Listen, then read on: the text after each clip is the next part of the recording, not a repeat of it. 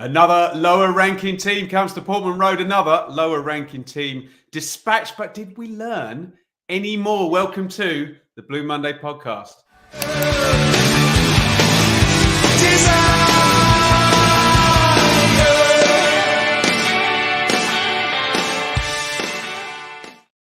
Right, this is important right off the bat.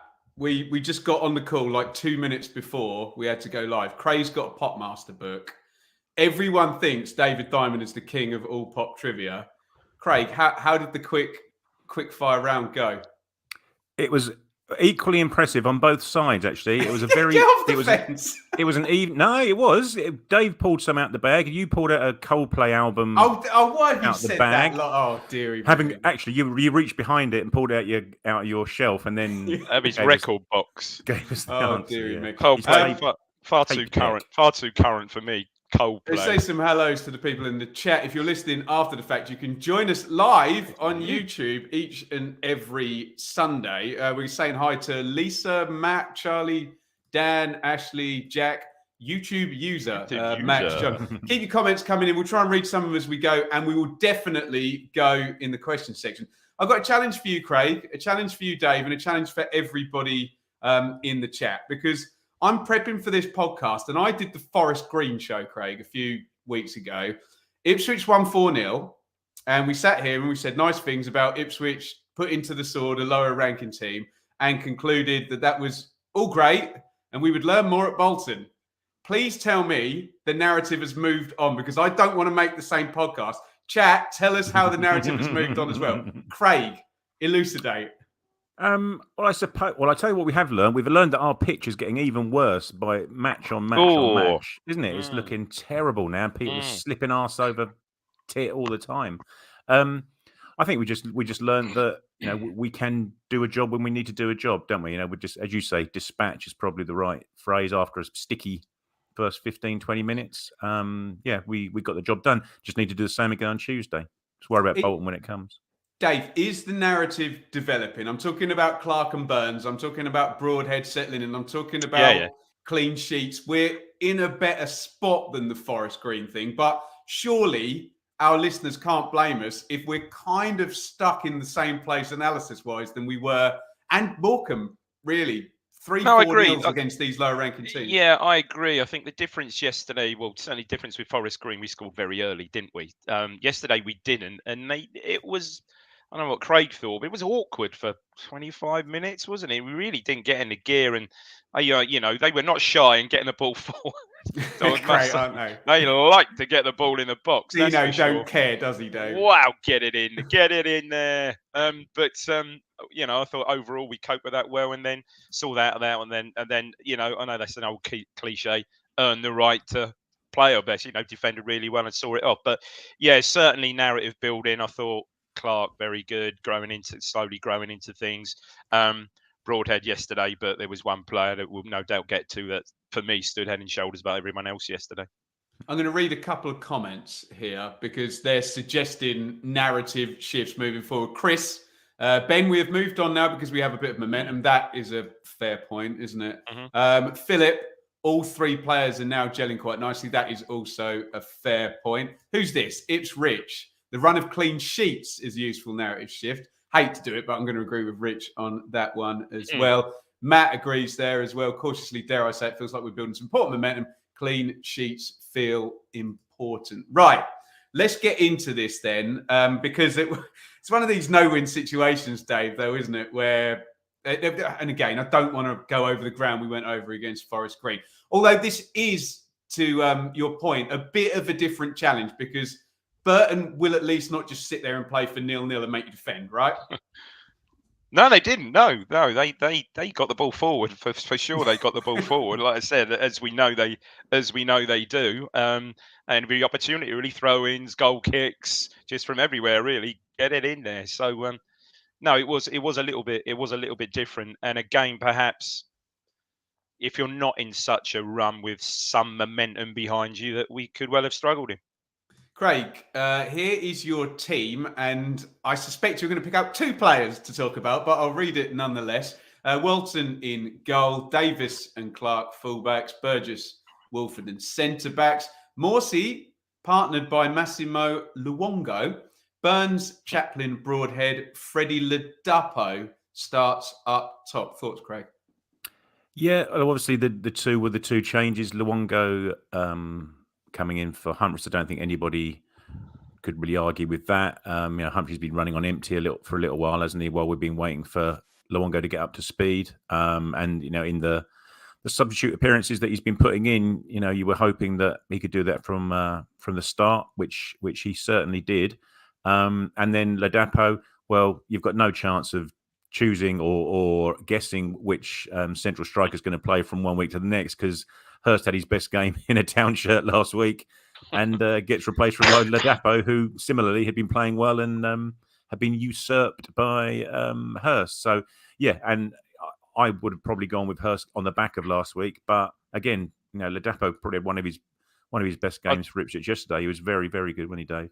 I think it might have been his best game, to be fair. I know he scored braces before and stuff, but I thought yesterday his all-round game was really good. He looked really on it yesterday. And yeah, there's competition there now, isn't it? So between the two, which, let's face it, for most of the season, Ladapo certainly hasn't had that. So no, it was really good to see, and he's just got a great attitude, isn't he? Because it can't be easy, for either of them really. But I haven't said that. Hurst will probably start on Tuesday. And it's what it is. Sorry, Ben. What it isn't easy for is for the guys who are coming on. Invariably, the game's all bitty, and there's substitute every 2 or 3 minutes. And poor old Hurst is coming on, barely got a touch because the game's just descending into substitution mode for the last 20 minutes of the match, isn't it? So I think you have to make the most of that 60, 65 minutes that you're on the pitch, which, to be fair, both of them are doing, knowing that that's going to be their lot for each match, isn't it? I'm going to allow myself at least 1,000 mentions of the Bolton game coming up. Quick, yes or no, and we'll come to it. Dave, do you play that 11 at Bolton? Yeah, I'd go with that. Yeah. Craig? If fit, yeah. Yeah. Well, that obviously that caveat. Yeah. I'm just looking at Luongo's face while I say that, because as Nat has said in the chat there, we don't know what he's like. We don't know if he'll play Tuesday night. I wouldn't have thought he would play Tuesday night. Would you? I'd have thought Humphries would be back in Tuesday. We will get onto it. Guys, you can support the show simply by hitting the thumbs up. If you're very kind, like our good friend David, who was actually over for his first game. You can also contribute via Super Chat. Thank you so much, David. Absolute staunch support. I think David still might be in Ipswich. I'm not sure he's going back. Is he? I think tomorrow, I think he said. So let us know, David, how what your first experience was like. €5 on the Super Chat there. Thank you so much, guys. Really, really kind. So, Dave, let me read through this Burton team, and don't be wise after the event. When you looked at the team sheet before the game, try and remember your thoughts. It was McGillivray in goal, Shaughnessy, Hughes, Moon, Hamer and Brayford wide, Oshilaja, who I think we were once. Apparently so. Yeah. Powell, central midfield, Smith, Helm, and Taylor. Dave, I think they've got something like 7 loanees in the squad. Possibly they've got so many they can't even get them all in the match there's a few there. Although I must admit, I did like the wonderfully named Jasper Moon. That's a fantastic name, isn't it? Jasper Moon. Whether he's their player or lonely Ben. Barnsley. Okay. It was a bit. He wasn't. I don't think he was out yesterday. To be fair, the Moon wasn't out yesterday because he didn't. It didn't have the greatest of games, to be fair, but.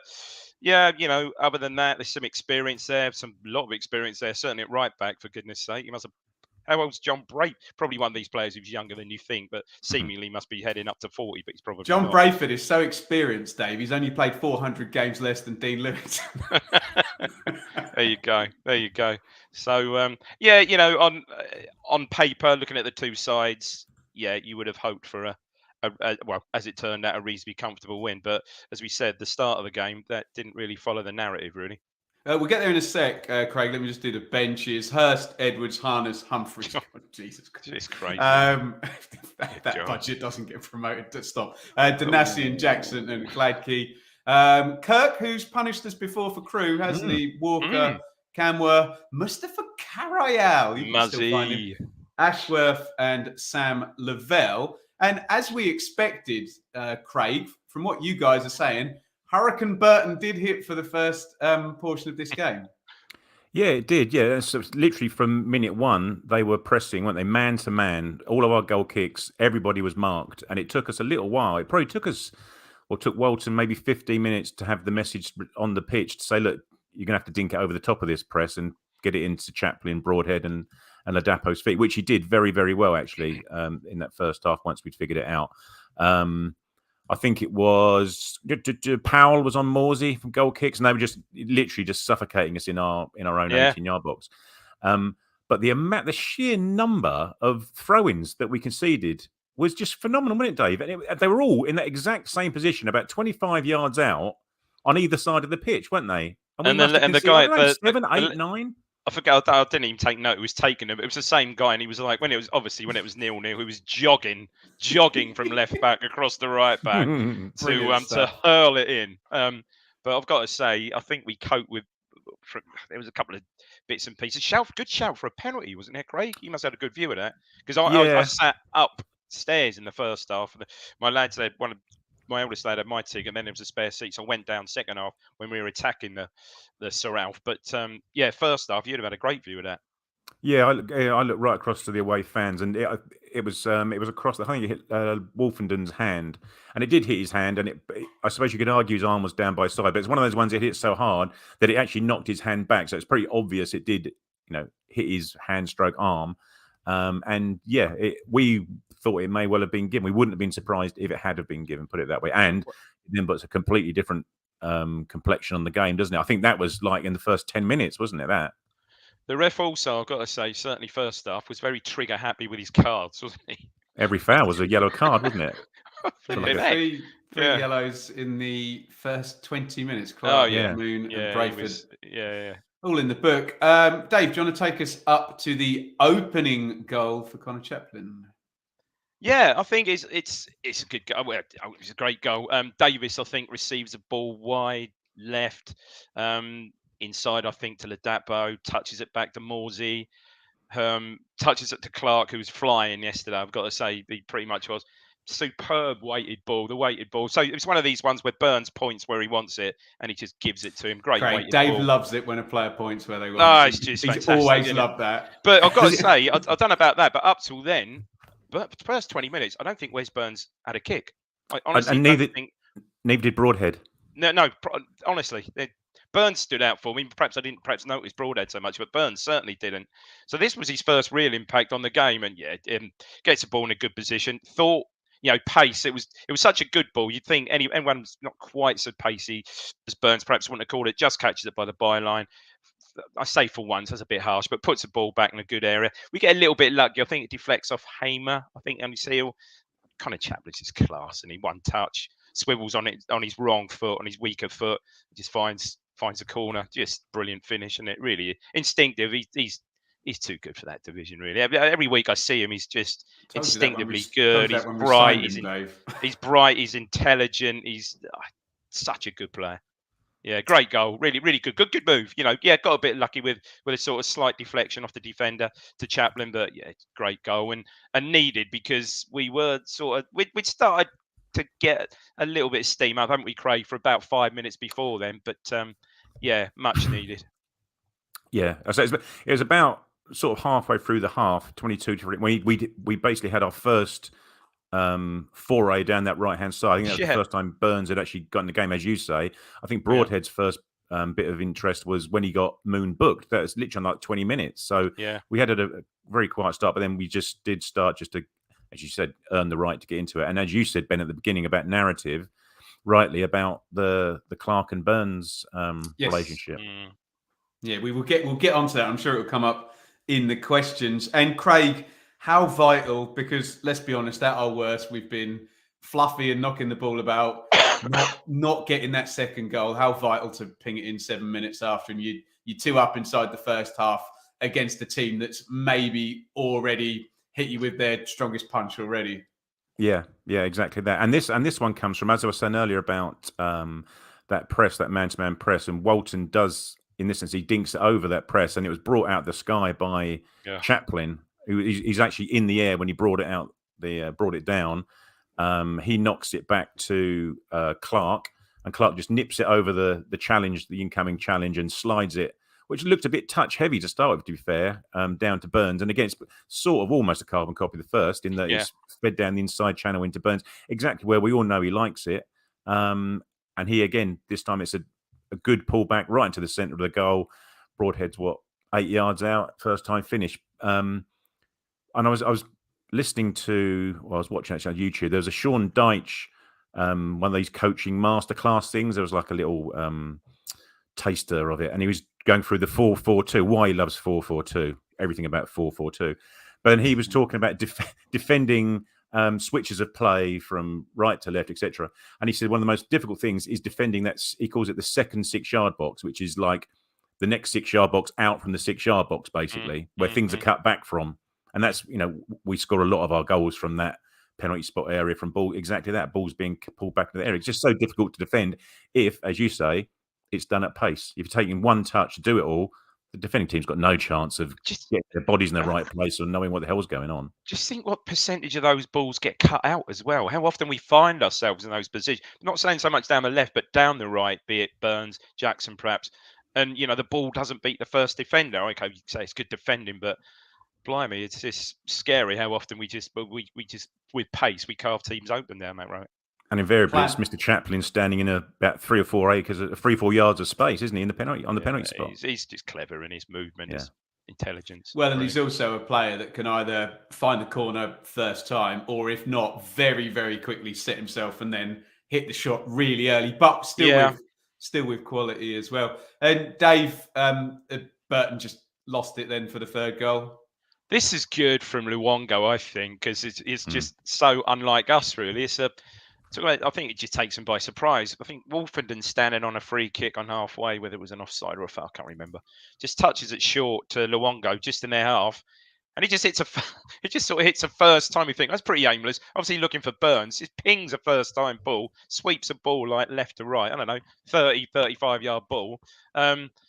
Defender just gets stuck underneath it, does it? He doesn't. He sort of drops, and you think it's not going to reach Burns. Defender sort of lunges for it, mistimes a header into, and this is class as well, into Chaplin. And again, good movement from Ladapo though, but Chaplin just plays the ball between the two defenders, and Ladapo's in, and I think he's virtually on the penalty spot. Just so confident, just strokes it in. 3 and 11 minutes, game over. But again, it was a first-time ball from Chaplin, wasn't it? Didn't even think. He just dropped to him first time through ball. You can't defend it. No, you can't. No. What you can do at half-time if you're... I've got to say, I love Dino Mumria because he feels like me when I'm a bit bored playing Football Manager, where you just stick everything on direct, sign 8 loanees, make loads of substitutions, just go for it. It sounds like I'm mocking him, but their points per game's gone right up since he got there. And Kieran McKenna pointed out as well that it's no laughing matter if a team's attacking XG is way higher than, when you compare it to actually their league position. And you can see how they do end up getting in these mad stretched games. To your point, Craig, they get the penalty and take the lead, and that goes all basketball. Then, it plays right into their hands and they're scoring 2 or 3 goals in the game. And it just depends how they defend. Anyway, the point I was going to make, a short walk to a long drink, a long walk to a short drink. Kirk and Walker in at half time. Craig, did that make any difference in the slightest? Not particularly. The game, as it was always going to do at 3-0 at half time, it sort of just lost a little bit of impetus second half. It had a bit of a smell of a training game in for some areas, as understandably very similar to the Forest Green second half, really. But Kirk's a funny one, isn't he? Because he was going to be the next big thing, wasn't he, at Crewe, and went to Charlton and obviously did absolutely nothing at Charlton to be shipped out on loan again to Burton, because I was quite keen on us signing him. But there you go. No, it didn't really show, did he?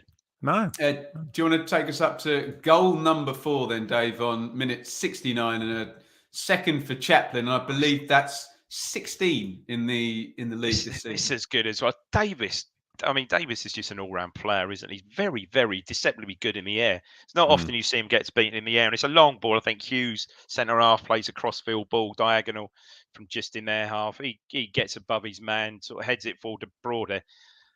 Broadhead I've watched this goal back, and he just seems to find another gear. So he's like gliding. He glides, and then you think, oh, okay, he's going to have to stop and take a touch here. Then he goes again, and he's just gone. And it's brilliant from Davis. Davis, doesn't just admire his header and admire the ball, cushioned ball to Broadhead. He gets on his bike as is his want. Gets outside him again. Superb from Broadhead. Just a lovely weighted little cushioned ball. And as again, Davis always makes the right options, pulls it back. And Chaplin, isn't it? First time, get a little bit. Whether the keeper would have saved it, I don't think this one was quite in the corner. Deflects off Moon and over Sean McGilvery and 4-0. Keeper may well have saved that actually, had it not. It wasn't a massive deflection. Certainly Chaplin's goal, certainly very much on target and well struck. But it gets a bit of luck, 4-0, and another brace, which I think our good friend Stat said it's the first time. I'm sure I read this. The first time an Ipswich player has scored 2 goals, has got 6 braces in a season since it must have been either Crawford or Phillips in 61-62.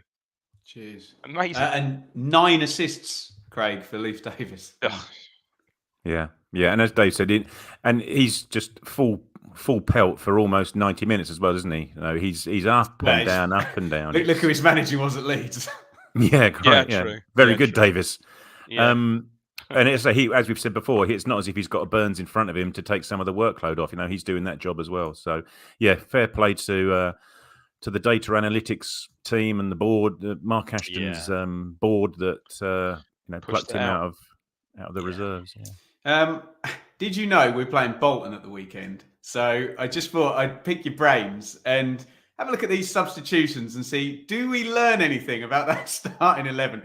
So Hurst comes in for Ladapo, Harness in for Chaplin, Edwards in for Broadhead. Craig, you're probably going to tell me we're going to learn more about who's going to play on Tuesday rather than who's going to play on Saturday due to those subs. Do you think we'll see those 3 feature, Hurst, Harness, Edwards? Yeah, possibly, or it's just ride the crest of the wave that we've got at the moment with Broadhead and Chaplin. Because they're playing so well. They're as we know, Broadhead's only been here a matter of weeks, so the more minutes they can spend on the pitch together, the better in terms of the understanding with Chaplin. As Dave said, you do wonder about Luongo being able to start 2 games in the space of 4 days. That's not happening, is it? Yeah, they may well wrap him up in Cottonwool for a little bit. I do wonder as well about Dave. I know he got a knock, and they said it was just a kick. But he was down a while, wasn't he? Yeah, it being Accrington and him, as you say, being so crucial for the next 2 or 3 months, hopefully 2 months of the season. Whether Greg Lee, will come in because as we know, he's never let anyone down when he's been called upon. Obviously, we'll lose quite a bit of forward momentum down that left-hand side, but we'll see. I don't think anyone have a problem if he was out and No.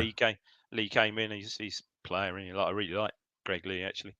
I'll just read Neil's comment. We'll go on to the Accrington game a bit later, but I kind of agree with that. Surely we'll just go at Accrington, try and finish the game off early. We can rest people, win the game. It's a fair argument, isn't it? But we will get to that later. Let's just do the numbers. And I think this says everything about what I like about Burton, because the numbers in isolation aren't very 4-0, are they? 58-42 on the possession in Town's favour. Only 1.26 for 4 goals on the XG shows the finishing is nice and clinical. Please, Ipswich, do that in a big game.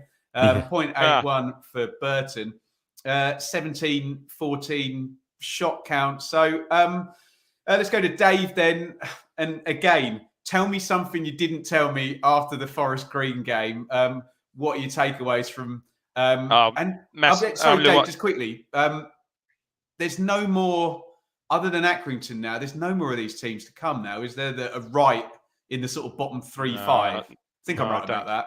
Don't think so. I don't. Sorry, go ahead, Dave. A takeaway from yesterday's game from me, and probably Craig would say the same as Luongo. I mean, he quite surprised me. I mean, obviously he's a player. He's played at a good level, experienced player, but mate, he makes such a difference. And I think the difference you could see, and it shouldn't mean any slight on Cameron Humphreys, who's been absolutely superb, filling in really for obviously for Lee Evans. But you could see that Morsey trusted him, if you kind of see what I'm getting at. I think he kind of, trusted him. So, Morsey I felt was a lot freer after the first 25 minutes, but Morsey was a lot freer, wasn't he, yesterday, Craig? He was making those runs, dropping his shoulder again, breaking the lines, perhaps like he did when perhaps Lee Evans would have been played. But Luongo was magnificent yesterday, I thought, considering the guy's hardly played any minutes, hardly any minutes at all. He was absolutely superb, passing. He's strong. He's physical. He gets up and down. Gets into the box. He played that. He had that lovely header, didn't he? Just before we scored, actually, the cross went in, and he headed it over to Chaplin to have the volley, didn't he? Just cushioned it. He just looked absolute quality. Really surprised me.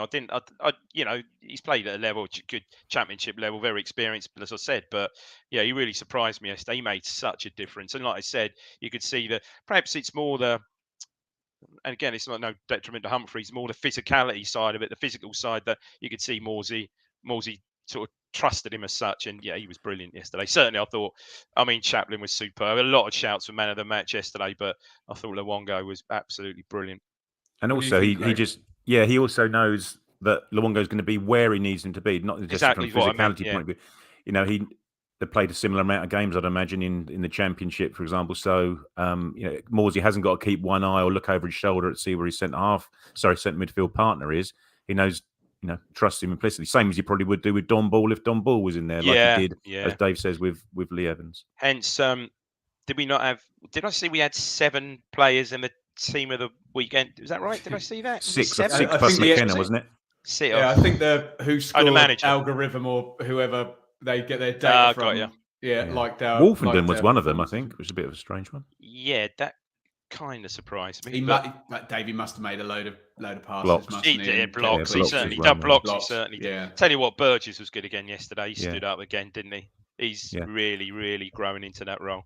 I know McKenna said, didn't he, after the match, he was just as pleased with the clean sheet as Rich was saying in the chat there, and you can see why, as you say, Ben, the sheer number of entries into the box, whether it be from open play or just slung in from corners and throw-ins, they did in the main defend them pretty well. And Walton looked back to his best yesterday. Not many shots to save, I can't remember, but he was coming for crosses and he just looked confident again, didn't he?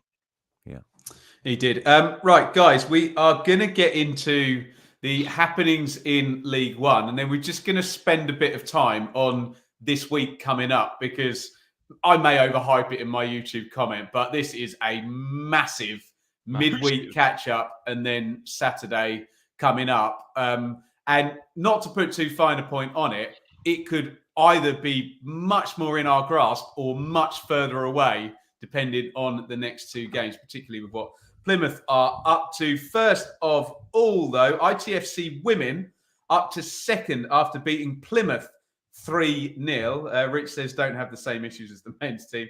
At the AGL Arena, brace for Anna Gray. Second goal in 2 games for Freya Godfrey as Town dominated. Home again next week versus London Beast. Also over in the merch store, guys, at the moment, 20% off for the next week. Head to bluemonday.itfc.co.uk for the link. Mikey and Seb are going to be doing the Accrington post-match on full-time on Tuesday, where they'll actually have an excuse to look ahead to Bolton, whereas I'm just obsessing about it now. Listen on your way home or join the discussion if you've watched in iFollow. Get involved if you're watching us right now. Do make sure you hit that thumbs up button. It does help us more than you'd imagine. Right. Did I hear that Rich is the drummer for the women's team? Oh, yes, he certainly is. Rich, I presume he's more Phil Collins than Taylor Hawkins, is he? I thought you were going to say Rich is a surprise me. I didn't know. So Rich suddenly, it was last Sunday. So I went to the game last Sunday, and I said, "Oh, where's Rich?" And Theo from the football club said, "Oh, he's up there setting up his hi hat setting up no hi hat, setting up the drum." And there he was with his drum. So apparently, and then Rich tells me that back in his whether it was back in his, obviously perhaps between sixth form and uni or whatever, he was a drummer on the Ipswich music scene. Ben, I've seen the pictures actually. There you so go. As you can imagine, Dave, the Ipswich music scene is a small world. Put it that way. So, absolutely. Yeah. Right, let's get into this because interesting day yesterday where we had the top 3 winning and then positions 4 to 9, none of them won, which is very un-League One, where we kind of normally expect at least 7 of the top 10 to win every week, and that goes up to 9 of the top 10 when you get past February, doesn't it? But we will bang through these very quickly if I'm not a complete buffoon that's got the next round of fixtures up instead of yesterday's. I'm going to come to you on specific teams, but let me just rattle through here. Morecambe 0, Bolton 0, which is not bad news. Poor old Bolton just absolutely knackered now, I think, after their run of 7 games in 22 days. Stanley 2, Forest Green 1, Bristol Rovers 0, Barnsley 0. So 2 of the playoff rivals both held 0-0. Cambridge 0, Pompey 1, probably a bit too far off, but Pompey are going to have a say in this silly week coming up. They face 2 of the big sides. Cheltenham 1, Fleetwood 0, Derby 2, Shrewsbury 2. Surprising fumble from Derby from 2-0 up as well. Lincoln 1, Oxford 0. Lincoln still undefeated at home. But I guess the most significant result there is Plymouth 2, Charlton 0. 15 wins in 17 at home for Argyle. Incredible. Port Vale 1, MK 0. I think we've all given up watching Sheffield Wednesday scores, but I'll say Wednesday 1, Peterborough 0. Wycombe 1, Exeter 1. Craig, Plymouth, the relentless buggers, hey? Yeah, and what a shit show that first goal was. Straight from second half kickoff. Within 9 seconds, yeah. 9 seconds of Charlton taking the kickoff, Ryan Hardy's dinking it over the goalkeeper. And to be fair to him, it's a hell of a... He closes down, didn't he? He does really well. He closes down the centre defender, pulls it out of the air, and then dinks it over the goalkeeper. 2 things about that. So, what happened to me actually. So, first thing, do you think Holden at half-time manager said, "Lads, let's keep it tight." 10, That's exactly 15. what he said. They were not, weren't they? I mean, minutes, not minutes, lads, not seconds, minutes. And then I was watching on the EFL last night because I heard about this goal, hadn't seen it yet, and I think Mrs. was in the other room watching. I don't know, Sleepless in Seattle for the 90th time, and I actually did. When I saw it, I went, "Whoa, that's crap!" Oh, he said, "What's happened now?" I said, "Oh, you wouldn't mean anything to you." But oh my God! But as Craig said, brilliant from Hardy, great finish, wasn't it? So we're going to come on to it when we talk about the games coming up. They've taken the pressure off themselves by winning that one as well ahead of these 2 tricky games. They're just all. It feels like, and we'll talk about it in a sec. It feels like a 2-game season now for Plymouth, where if they don't mess up these next 2, it's a nice run into home. They've got a hell of a run in, haven't they? I mean, it's lovely. Just playing nobody. Yeah, lovely. So Bolton, again, we'll get onto them, but I just think that's tiredness. Derby, bit of a weird one. I think someone was sending a chat, couple of set plays. Barnsley as well, who've been on fire, same as us, drew 0-0 at Bristol Rovers. So let's get into this then next week, because this is absolutely fascinating, Craig. So Plymouth have their 2 hard games in a row now. And I guess the hope, Craig, is from our point of view that they drop a lot of points in these 2 games. Preferably don't win either of them. But I don't know about you. I can see them beating Derby. Oh, yeah. And maybe dropping points at the weekend when we have to go to Bolton. But this is the chance, isn't it? This is the week, Craig, where we look at their fixtures and we say, okay, they're very hard games. Yeah, and you probably look past the 2 home games on Tuesday to the 2 away games on the weekend, don't you? From our and their perspective, in terms of us going to Bolton and then going to Barnsley. If you see Plymouth are at home, doesn't really matter who they're playing. You can almost pretty much guarantee they'll be getting 3 points by hook or by crook. Similar to what Nat's saying about, and you were saying about Sheffield Wednesday, it's going to be 1-0. And as soon as they get a goal, the other team aren't going to score any. I think the games yesterday, certainly for the top 3, probably went as everyone would expected them to. Whether it took a little bit of time, it was both 0-0 at half time. The other 2, weren't they? I think. So yeah, I think the weekend's the one. And as you say, Ben, if we can get a favour from Barnsley, then we may be able to claw 3 points back on them if we can do the job at Bolton. As you say, Bolton probably puffing a bit, but they've got a week off, haven't they? They haven't got a midweek game this week. Yeah. Dave, the issue I've got, Dave, is we've seen, so Port Vale have won at Plymouth and Fleetwood got the 0-0 draw. It's incredible, isn't it? Absolutely incredible. Dave, Derby aren't going to play like that. They're gonna try and attack against them, and as much as McGoldrick's great and Hurahan's great and Cash's good, they'll just play into their hands? Warren, yeah. I don't know. I don't know whether they get anything. Do they, Dave? Yeah, I mean, you just don't know. They're so dominant at home, as you said. as it stands right throughout the season, it really hasn't, other than those two, really hasn't mattered who they've played. They are just incredibly, I mean, what a record. It's mind-boggling, really, isn't it? What, 115, drew 1, lost 1. Incredible. Yeah, I can see them beating Derby. I think the best you can hope for there is perhaps Derby. Yeah, get a point, draw. Yeah, Barnsley away. I can see Barnsley. Barnsley could beat them. Yeah, no, I can see Barnsley. Well, Look, Dave, Plymouth haven't been in recent weeks. Plymouth haven't been certainly dominant away. That's for sure. Shipped 5 goals at Peterborough. Three wins in 10. There you go.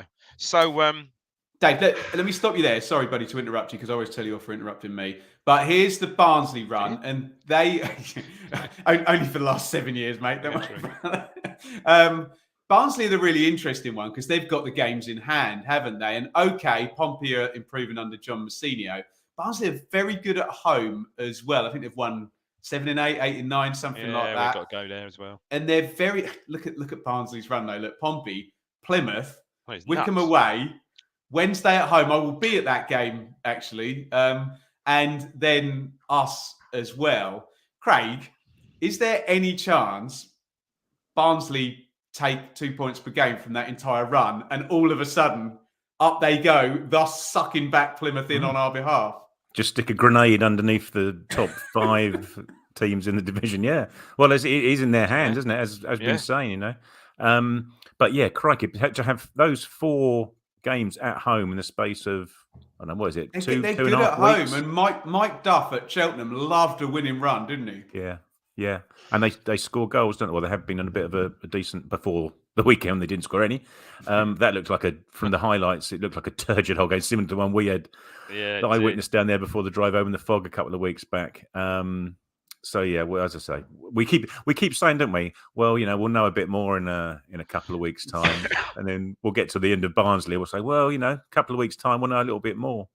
I think we're going to be looking at those Plymouth fixtures once we get past this weekend, and we're going to be going, oh, that's a nice game. But I think 4 of their next 6 are going to be away because I think 3 of their last 4 are at home, and they're against Do you know what we're going to do? Fodder. They're against fodder.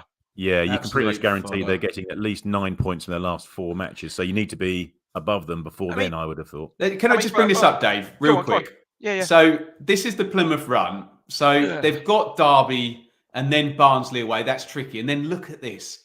Forest Green, Accrington. Ignore that Bolton. That's the Pizza Cup final. Morecambe. Oh, cool. So they're just playing the bottom 5. Lincoln, which is a hard game away, but not necessarily at home. Exeter away, okay, I'll give you that one. Local derby. Shrewsbury away, I'll give you that one, and that's in the space. Yeah. So look, maybe I'm waking up on a Tuesday night. Not... Yeah, but Craig, you're right. Look at that. It's getting beyond Burton at home. Yeah, in that run, isn't it? Yeah. That last 4 games is give me time. And I just feel that if you're not, Dave, right hot on their heels after this week, and by hot on their heels, I mean within 1 game, 3 points. Because I agree. They need to be. Gets on. They need to be reeled in a bit this week with looking at the fixtures. It's and yeah, you're right, Ben. I know you say you will want to mention it only 1,000 times tonight, but it's a big old game. Looking at the fixtures Saturday, that is a big game. Dave, we have to go to Bolton and win. Yeah, I think so. It's straightforward. For any semblance of automatic, I think we do. Yeah, I think so. Oh dear! Right, I mean, guys. at least look. At least we're now. I remember sitting here 3 weeks ago, maybe slightly more Oxford, after perhaps a Bristol Rovers game actually, doing the sort of post-match thing, and for 1 or 2 people are thinking, well, hang on, are we gonna go on a run and blow the playoffs for Christ's sake? So at least we seemingly have got that under control. But I think you're right. We probably do need to win Saturday for any hope of top 2. Certainly, I agree with you, Ben. Sheffield Wednesday are just gone. I mean, for every you talk about Plymouth's home record. I mean, Sheffield Wednesday's defensive record is just amazing, ridiculous. 20 clean sheets, ridiculous, off the charts. I'm gonna do something stupid. I will show you Sheffield Wednesday's fixtures. I'm sure they'll not lose any of them, but they let me dream a little bit because there's some tricky ones in it. Just really quickly, I know we're clutching here. Pompey away, never easy, is it? Bolton home, consecutive games. Barnsley away, so it's similar for Wednesday. Obviously, it's delayed kind of past Plymouth's horrible run, but you'd imagine across those 3 games, Craig, they're not going to concede more than 2 goals, are they? No, exactly, and that's the point, isn't it? If it's unlikely that they will get beaten. Pompey away on the 11th, then Bolton at home on the week of 17th. Which is just those away games, isn't it? Yeah. Churn them out, don't they? They do. They just churn out. They're a championship winning team. They just churn out results. You see it. Yeah, they do. Cherno Samba. Right, get your questions in, guys. We'll go to questions now. I'll scan the chat. Please put a question mark at the end of it. I'd love to hear the guys just putting it out there. Talk about Clark and Burns, because that's been an issue. Quickly, get us your thoughts in on anything. Ask away. We'll get to that very soon. But Craig, it's been a great week on Telegram with Andy Warren appearing. Yeah, it's a nice little exclusive for everybody. Those who didn't know, and you can still get it, Craig, if you go in now with the free trial. Yeah, you get it on YouTube. I think Rich has now uploaded it to SoundCloud as well, so there's an audio version of it as well.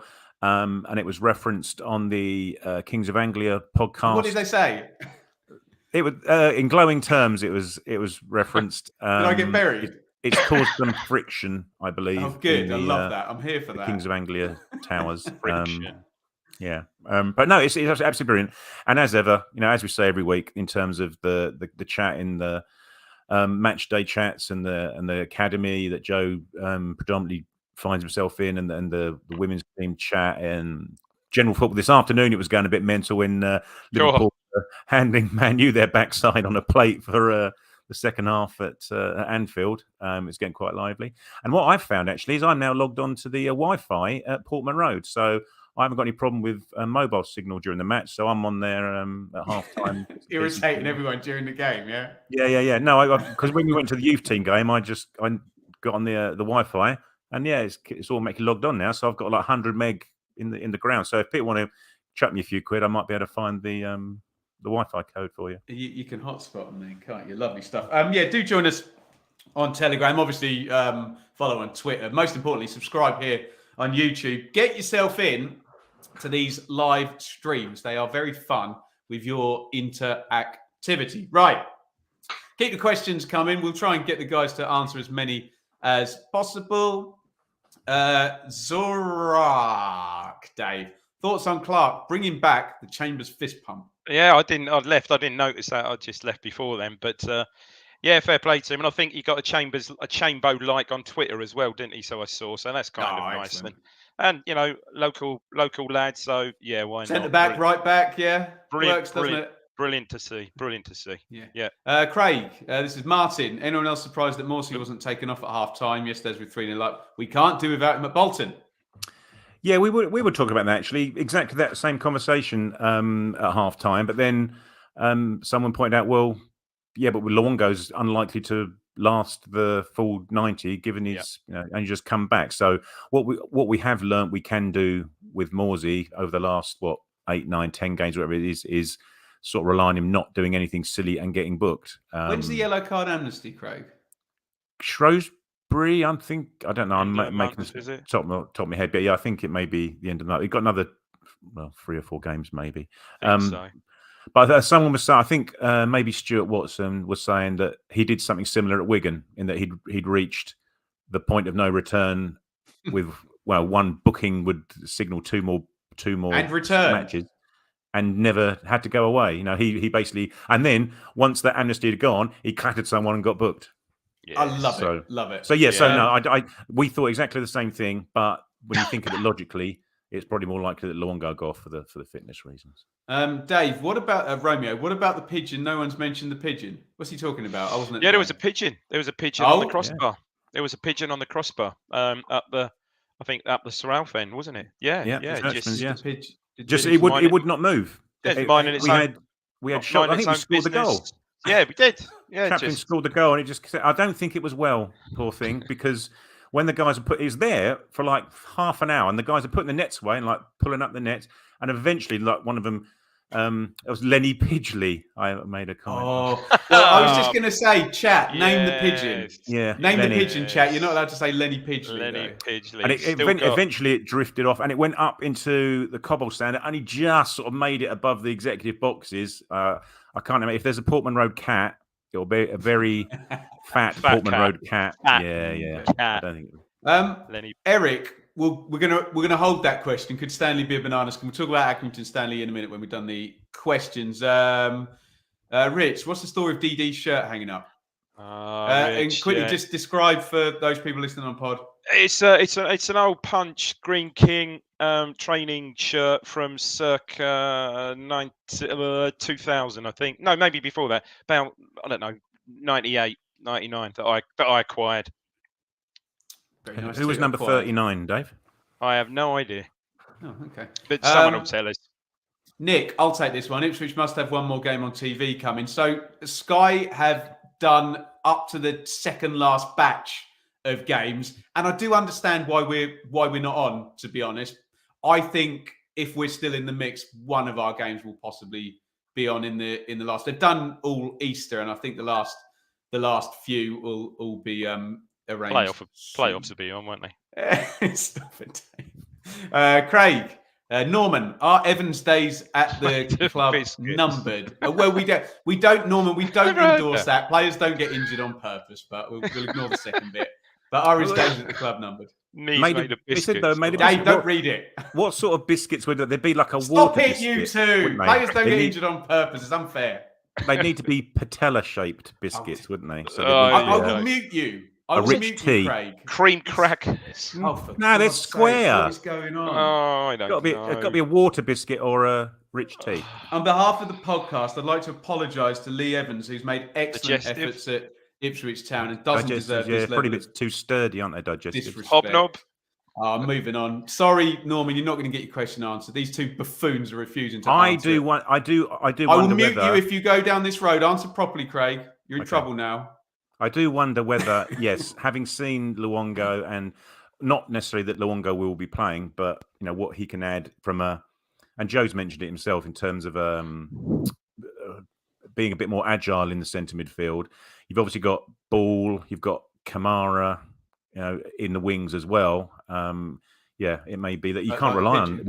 History has shown that you can't rely on Lee Evans for more than half a season, can you? It's gone quite. I haven't heard him mentioned around the club in last couple of weeks. Have you heard anything about his injury? He was there, wasn't he? He walked along the touchline. Did he? I didn't see him yesterday.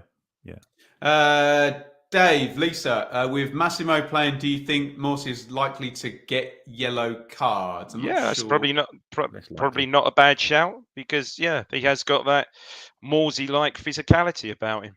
I can't really over-egg it more that his performance yesterday. He was really, really good, really good. Craig, Neil. Do we see John Jules playing a big part in the run? I wouldn't say a big part, but a part, Craig? Yeah, if he can get fit and get back to match sharpness. I don't know where the hell he'd fit in on the bench, to be honest. Maybe instead of Edwards, possibly. But then Edwards came on yesterday.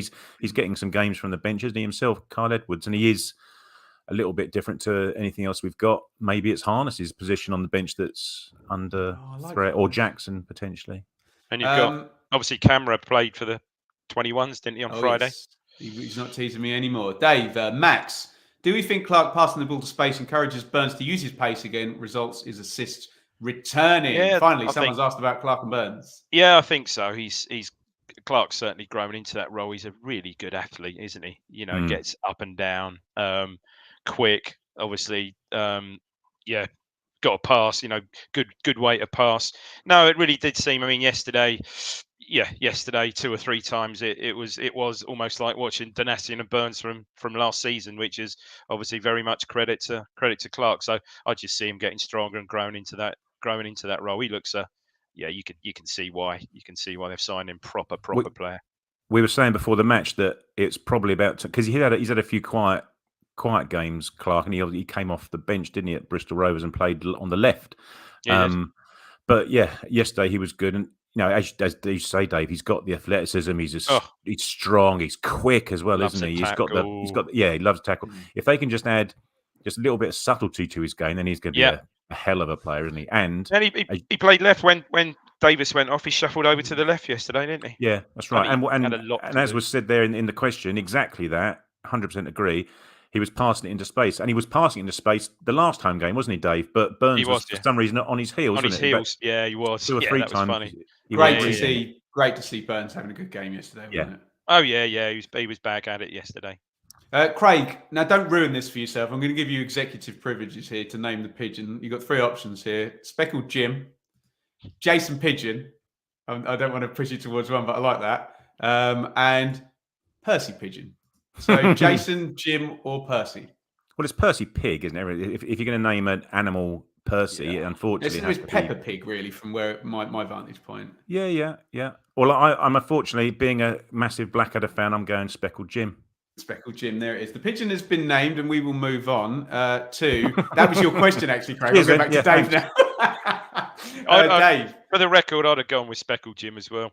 Okay. Do you think since the Bristol Rovers game that our approach to games has changed? We seem to play a lot more direct now with more long balls. McKenna did mention that, didn't he? He talked about, what was it? Not Plan B, but different solutions. And I must admit, I haven't really picked up on that. To be fair, there was a couple of times where, the second goal came from that, where I think it was Walton chipped the ball over the press, didn't he, to Chaplin? And I suppose another evidence was the long ball from the sweeping first time ball from Luongo yesterday. But to be fair, up to this point, I can't say I've noticed a big change of approach. Have you, Craig?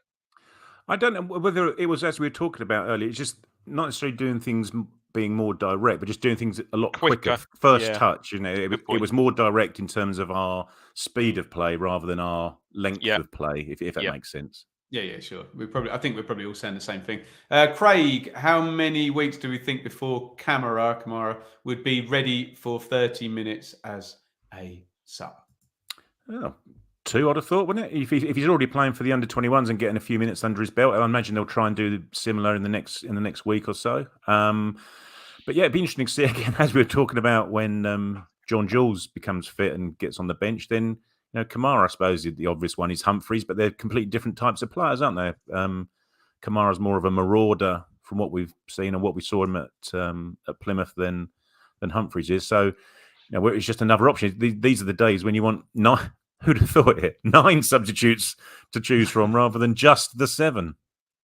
Right, let's talk quickly. Thank you guys for your questions. Sorry if it didn't get read. I've got to move on. Just quickly. I can't believe no one in the questions mentioned the amount of time added on yesterday. What was that about? So we each made 4 or 5. Did they make 5 substitutions pretty much each in the second half? Davis was down for what, 2-3 minutes? And it was 3 minutes of time added on. It was a weird one. Dave, it was 4-0. Yeah, I know, but I know, but they don't bother, do they? They're like, oh, come on, I don't know.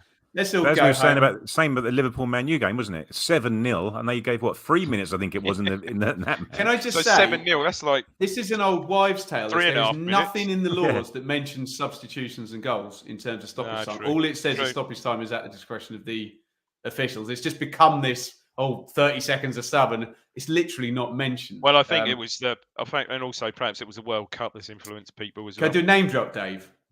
Well, you usually do. That's awful. He doesn't normally ask for permission either. To be fair, go on. I parked near Dermot Gallagher on Saturday. I will ask him about the. He's your regular parking. I know he's on Premier League Productions. Yeah, he's car share. Car share. Yeah, we want to hear that, Ben. Carpool karaoke with Dermot Gallagher and Ben Bloom. Carpool karaoke. I like it. Now, let's talk about Accrington. I'm going to trot out a couple of cliches, Craig. Accrington are far easier to play on your home ground than they are up at the Crown or the Wham or whatever it's called.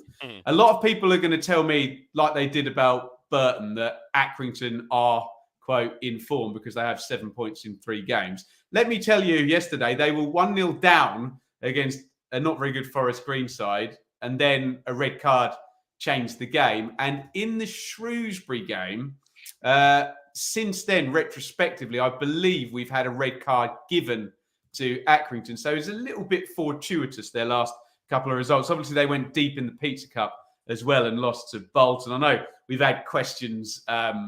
Is it a potential banana skin? I'm going to say it again, Craig. I'm going to be that horrible, smug fan of a team higher up in the league. No excuses. No excuses. We can't be talking about a huge game against Bolton and dropping points against Accrington. They've got to go and win the game, Craig. Yeah, no, 100%. And as we've been saying that for the last 2 or 3 home games, haven't we? And as you said at the beginning about what have we learned? Well, what we have learned the last 2 home games is that we've been able to, stand up to that particular sort of pressure. It'll be a different sort of pressure to the Bolton game, but expectation, I suppose, is the word, isn't it? Stood up to it, got the job done, clean sheet, couple of goals in the bag, and move on to the real crux of the matter, which will be at the weekend. I've got no, as you say, there'll be no excuses. There can't be any excuses. If we were saying earlier that Bolton's a must-win, then what does it make? Craig, imagine we draw 1-1 to Accrington and Plymouth drop points on the same night. No. Dave, John Coleman is not Dino Mumria. This is not going to be a similar test, is it? They're going to sit behind the ball, aren't they? It's going to be horrible. Yeah, it's going to be horrible. And let's hope we, as we did against Forest Green the other week, we get an early goal and change the narrative, because you're right, it will be. And then all eyes on Bolton. Let's just finish this out now, because obviously things are going in the right direction, and I'm still peddling that we're Ipswich fans, Craig. We don't get nice things. Is there any part of you, because this just doesn't happen to us, that sees the best case scenario? Plymouth score 1 point, we beat Accrington, we go to Bolton and win, we would be second on goal difference. Any chance? I know you'll be like, of course there is. Nah, we're Ipswich. No, of course there is. Derby aren't a team of mugs, are they? They're going to be going to Plymouth, and they need to be looking to win the game or at least get a point out of it. As we were saying earlier, they'll play differently to the teams that have managed to get points off of Plymouth at home. But no, I think join Seb and Mikey at 10 o'clock on Tuesday evening, and it may be that we've gained 2 points on them already, maybe even 3. Yeah, who knows? Imagine it. What's your take, Dave?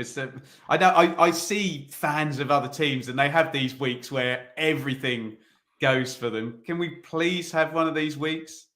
Yeah, absolutely. I can see him beating Derby. I really can. But I can too, actually. But as Craig quite rightly said, Derby aren't no mugs, for goodness' sake. I think Derby will score. Look where they are. Derby will score. I can see them. I can see them dropping points against Derby. Let's say, and I can certainly see them dropping points at Barnsley. As we've said all along, at this stage of the season now, it's not, strictly speaking, it's not in our own hands. But we just keep winning the games, and let it will take care of itself, won't it? I'd rather have Accrington at home than Derby at home. I'm certainly right, I would. Yeah. Wow. Okay. I think that will just about do us. Thank you, everybody, for joining us on the Blue Monday podcast. I hope we managed to not make that a repeat of the post-Morecambe game analysis or the post-Forest Green. And I do totally agree with Craig, where we have been saying, we'll learn more at the Bolton game. We'll learn more at the Bolton game. But it's just true. That's just the way the narrative is now unfolding. And let's hope. And I've seen a lot of people say, and they're right in the chat, look, worry about the Accrington game, Ben. And that is right. Get the win. Get moved on. And how many points will we?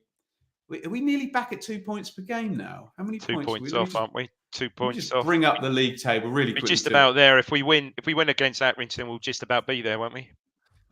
So we would be 69 from 30. Yeah, be 1 point off the 2 points per game. So in terms of our own targets, that's ticked off, isn't it? But yeah, get the job done. And as you guys said, join Mikey and Seb after that one on Tuesday night. Thank you for all your support. Thank you, super chatters. Please, even before you go, you haven't already, do hit the thumbs up button. Craig, last word from you, my friend.